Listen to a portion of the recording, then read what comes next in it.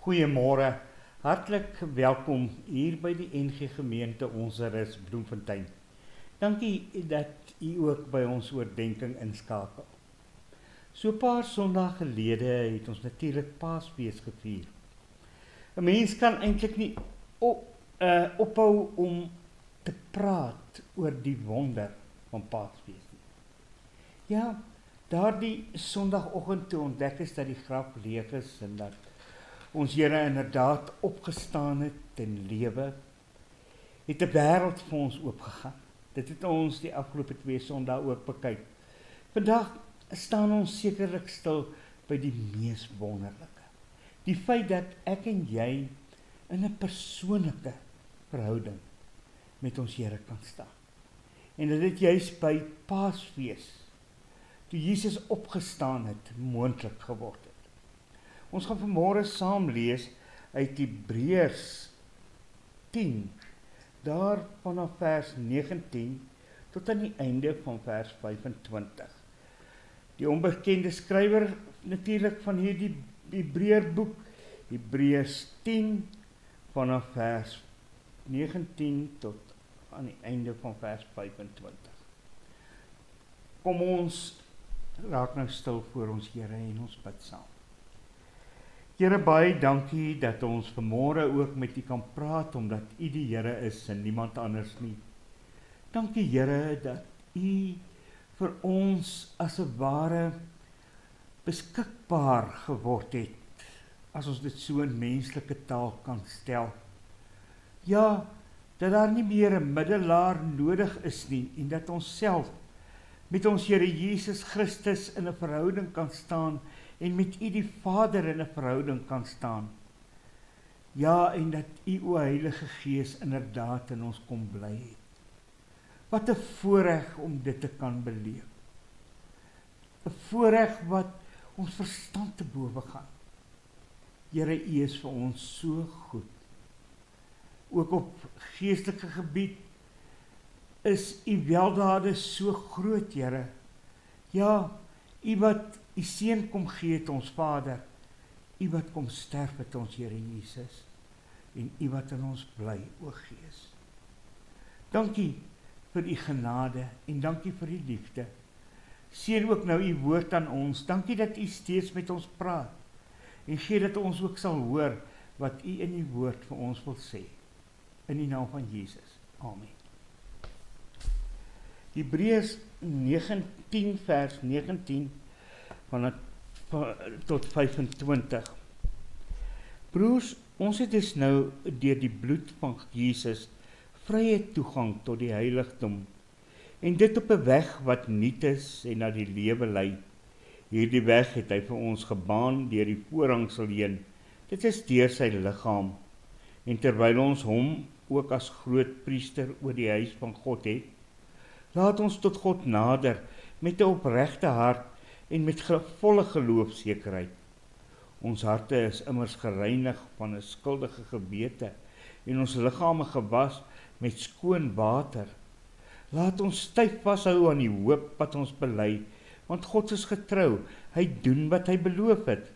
Laat ons ook na mekaar omsien deur mekaar aan te spoor tot liefde en goeie dade. Ons moet nie van die samekomste van die gemeente af wegbly, soos party se gewoonte is nie, maar mekaar eerder aanmoedig om daarheen te gaan. En des te meer na mate julle die oordeelsdag sien naderkom. Ons uitgangspunt kan seker nie anders nie as daar die 19de en 20ste vers. Broers, ons is dus nou deur die bloed van Jesus vrye toegang tot die heiligdom, en dit op 'n weg wat nuut is en na die lewe lei. Wanneer ons vanmôre hierdie teks in Hebreërs bekyk, dan kan dit nie anders nie dat dit ons mos herinner aan die gebruike daar in die tempel in die tyd van ons Here Jesus Christus. Kyk ons na die Joodse godsdiens, was dit dan die gebruik geweest dat die tempel in 2 dele verdeel is, eintlik in 3. Daar was 'n groot voorplein waar die volk natuurlik altyd bymekaar gekom het. en waarvandaan die hoofpriester dan sy preek, kan ons maar sê, gelewer het, in die volk toegespreek het. Dan was daar 'n middelgedeelte waar die volk ook ingekom het om offers te bring en dies meer. En dan was daar 'n gordyn wat die heiligste van die allerheiligste geskei het. In die allerheiligste kon net die hoëpriester een keer 'n jaar ingaan. En dit word opgeteken in die geskiedenis dat dit so heilig beskou is, dat wanneer die hoëpriester daar ingegaan het, hulle 'n tou om sy middel vasgebind het, wat na buite lei, sodat indien hy dalk iets sou oorkom, daar in die allerheiligste gedeelte, niemand anders daarin sou gaan nie, hulle hom sommer net daar sou uittrek. Die skeidsmuur wat gestaan het tussen God en volk. En slegs die hoëpriester, wat dan as middelaar, kan ons sê, vir die volk moes optree, om een keer 'n jaar rondom die Paasfees, wanneer daar herdenk is dat hulle uit Egipte uitgelei is, daar sou ingaan en dan die offers vir die volk bring. Ons teks kom sê, daardie skeidingsmuur is afgebreek. Dit het gebeur deur Jesus Christus, wat sy bloed vir ons aan 'n kruis geoffer het. Kom ons lees net weer ons teks. Laat ons nou met vrymoedigheid na God gaan. Broers, ons is dus nou deur die bloed van Jesus, het ons nou vrye toegang tot die heiligdom, en dit op 'n weg wat nuut is en na die lewe lei. Hierdie vrye toegang, wat ek en jy verkry het, deur Jesus Christus wat aan 'n kruis gesterf het, en as 'n ware hierdie muur, hierdie skeiding wat daar bestaan het, tot nuut gemaak het. Daarom sien ons ook dat toe Jesus aan 'n kruis sterf, die gordyn in die middel deurskeer. Die skeiding is nie meer nodig nie. Nou kan ek en jy na God gaan en vryelik na God gaan, soos die Hebreërs skrywer hier skryf. Om vryelik na God te kon gaan, beteken mos niks anders nie, om ook nou met God in 'n persoonlike verhouding te kan staan. Wat 'n voorreg. Ons kan bid en met die Here praat. Daar's nie 'n middelaar nodig nie. Ons kan vir hom sê hoe ons voel. Ons kan van hom hoor uit sy woord. Ons kan sy woord lees. En boonop bly hy in elkeen van ons deur die Gees. Ons beweeg nou so 'n bietjie weg van Paasfees af, nader na Pinkster toe, nê, waarin ons dan die uitstorting ook van die Heilige Gees gaan vier. Ek en jy weet mos nou, die oue is verby. Die middelaar, die hoëpriester, is nie meer nodig nie. Ons het nou 'n nuwe middelaar gekry, in Jesus Christus self. Hy wat aan die regterhand van die Vader sit en vir ons intree, ja, wat ons woorde as 'n ware reguit maak vir die Vader. Dit wat krom en skeef is, ons bedoelings aan die Vader kom uitspel, sodat die Vader ons ook baie duidelik hoor. En hy, God drie-enig, ook vir ons voorsien. Om in 'n persoonlike verhouding met God te staan, is seker die grootste voorreg wat 'n mens ooit kan hê. Ek dink nie ons gee baie kere aandag daaraan hoe bevoorreg ons eintlik is om juis in hierdie verhouding te kan staan nie. Om die ware God te ken en juis hom as ons Here en ons God te hê. Wat beteken dit om 'n vrye verhouding met hom te staan? 'n persoonlike verhouding met hom te staan, ekskuus tog. In die eerste plek, dit beteken, ek en jy het vrye toegang tot God. Ons het dus nou deur die bloed van Jesus vrye toegang tot die heiligdom, sê daar die pragtige 19de vers. Met ander woorde, dit wil sê, daar's nie meer beperkings op ons nie. Ja, niks hou ons meer terug om persoonlik met die Here in 'n verhouding te staan nie. En 'n verhouding, as ek en jy nou daaraan dink, het mos altyd twee kante op hoe. Ja, 'n kant waarin daardie een in die verhouding kom sê, maar ek wil graag met U in 'n verhouding staan. En dan God wat van sy kant af deur Jesus kom sê het, maar ek buig na julle toe af. Ek wil julle graag opnuut as my kinders aan my vasbind. En wat 'n voorreg is dit nie? Paulus verwys telke male na ons kindskap van God. Ja, daar waar ons sy kinders geword het, en waarin ons nou in hierdie wonderlike verhouding staan, waarin ons met hom kan praat, waarin ons van hom kan hoor, waarin ons met ons Here op pad moet wees en kan wees, en hy eintlik meer as 'n ware met ons op pad is. 'n Persoonlike verhouding van vrye toegang tot hom. Maar nou het ons ook nog 'n ander kenmerk in hierdie verhouding bygekry deur die toedoen van Jesus Christus. Ons het nou 'n opregte hart voor God. Dis bietjie iets anders, nee. Ek en jy weet mos dat sonde so groot houvas op ons lewens het. En hoe kan ons ooit 'n opregte hart voor ons Here hê? Sonde wat ons lewens bevlek, en dan kan ons maar sê, ja, maar ons is gelowiges, ons het dalk nie meer sonde nie, dis bloot eenvoudig nie waar nie. Ons elkeen ly maar onder die sonde, daardie verkeerde wat in ons elkeen se lewens 'n houvas kry. Maar luister nou na ons teks. Ons harte is gereinig van 'n skuldige gewete en ons liggame is gewas met skoon water. Daardie 22ste vers. Waarna verwys die water? Die water verwys natuurlik na die bloed. En daarom by die doop het ons natuurlik ook hierdie water wat verwys na bloed wat skoon kom was het. Sonder skuld wat nie meer toegereken sal word nie.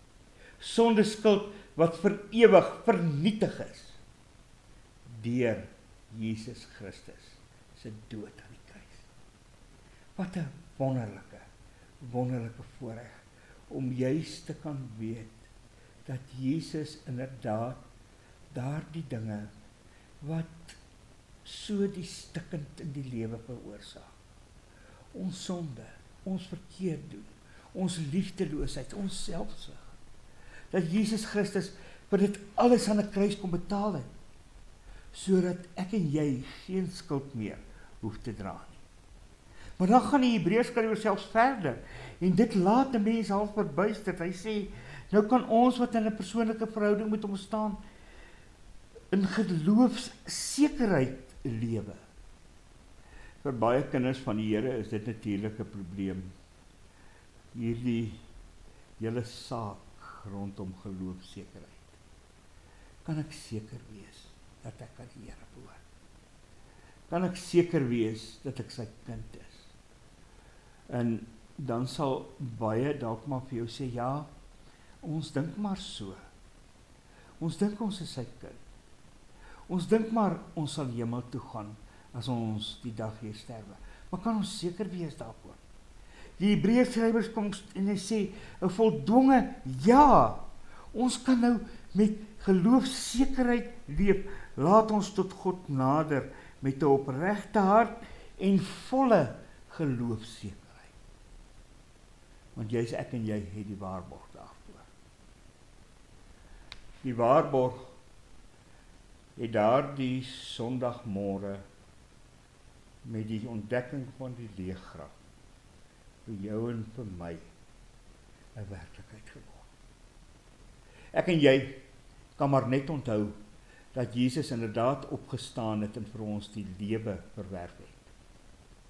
En daarom kan ons seker wees dat die toekoms vir ons in hom beseël is. Dat ons ook vandag weet waarheen ons op pad is en dat ons ook weet daar's 'n ewige lewe wat wag, 'n lewe van heerlikheid saam met die Here.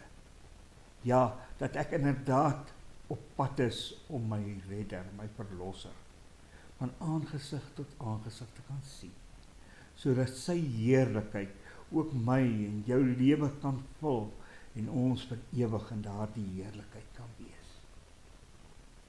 Geloofsekerheid. Ek weet mos, ek is nou kind van God, want daar is met bloed vir my betaal.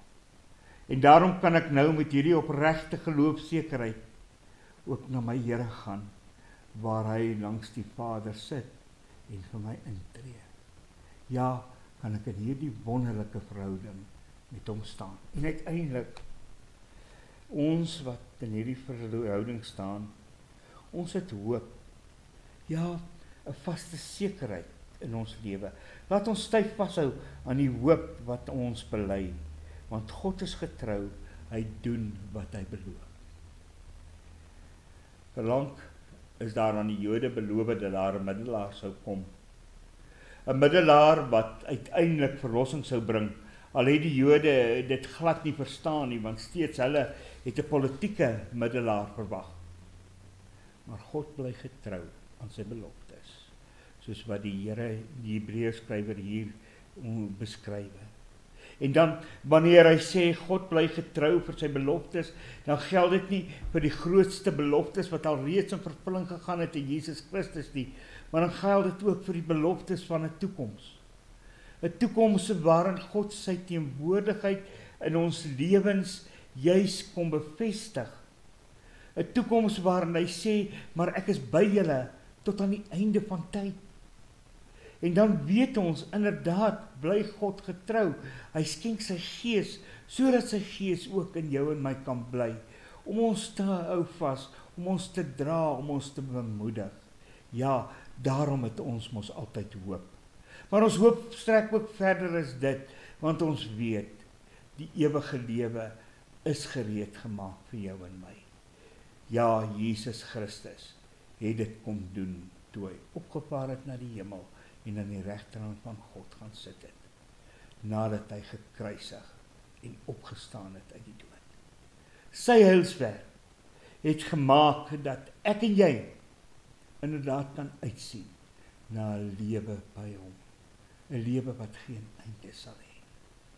Dit is die hoop waarmee ons die wêreld ingaan. En dan kom die Hebreërskrywer, ja, maak hierdie verhouding sigbaar. Maak hierdie verhouding sigbaar om mekaar aan te moedig. Te mekaar te onderskraag en te mekaar aan te moedig om liefde te gaan betuig. Ja, om inderdaad hierdie verhouding sigbaar te maak aan almal in 'n wêreld. Sodat almal in 'n wêreld kan sien dat ons aan God behoort, dat ons sy kinders is. Want die skeidingsmuur, dit bestaan nie meer nie. Die gordyn wat die heilige van die allerheiligste skei, het in die middel deurgeskeer. Ons is volkome nou sy eiendom deur sy bloed gekoop. Ons staan mos nou in 'n verhouding met hom. Amen. Here, baie dankie dat ons ook hierdie pragtige gedeelte in die Hebreërboek kon bekyk, en dat dit vir ons nuut hoop kom bring. Hoop wat juis ons wil aanmoedig om aan die vas te hou, met geloofsekerheid. Geloofsekerheid wat kom weet dat ons u kinders is, en dat ons aan u behoort. Dat ons aan u kan vashou elke oomblik as die een wat vir ons intree, ons middelaar. Here, dankie dat ons vrymoedig na u kan gaan. En dat daar nie meer 'n menslike middelaar hier op aarde nodig is om vir ons in te tree nie. Ons verlosser is die een wat ook vir ons intree, daar in die hemel by ons Vader. Dankie ons Here Jesus, dat u dit vandag nog doen.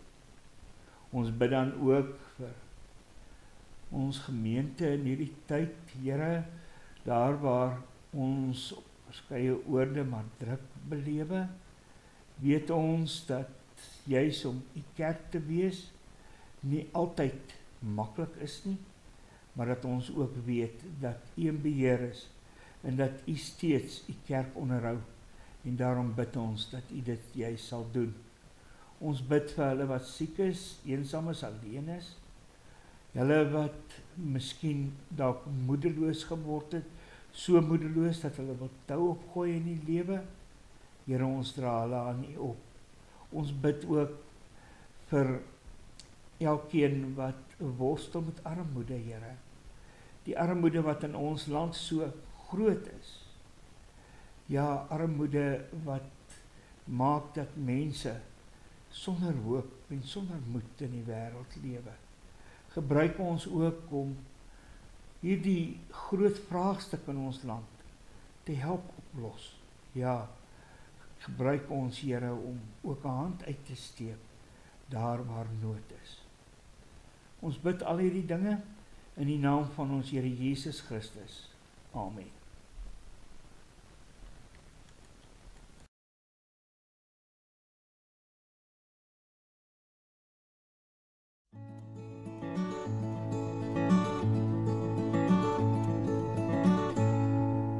Ek weet verseker dat Jesus leef. Hy het my sonde uit liefde vergeef. Ek was verlore, maar deur sy bloed is daar nou vrede hier in my gemoed. Hy is my leidsman, hy laat my leef, hy is oorwinnaar, hy is die Heer. En selfs as ek struikel en het berou, sal hy vergewe, hy bly getrou. Hy is my leidsman, hy laat my leef, hy is oorwinnaar, hy is die Heer. En selfs as ek struikel